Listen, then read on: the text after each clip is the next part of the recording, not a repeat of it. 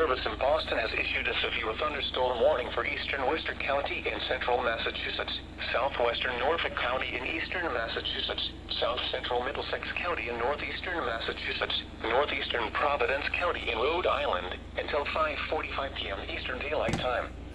At 5:02 p.m. Eastern Daylight Time, a severe thunderstorm was located over Medway, or near Milford, moving southeast at 10 miles per hour. Hazards include 60 miles per hour wind gusts and quarter-size hail. Expect wind damage to trees and power lines. Minor hail damage to vehicles is possible. Locations impacted include Woonsocket, Cumberland, Franklin, Milford, Walpole, Sharon, Foxborough, Bellingham, Hopkinton, Austin, Medway, Medfield, Norfolk, Wrentham, Blackstone, Plainville, Millis, Upton, Hospital, and Mendon.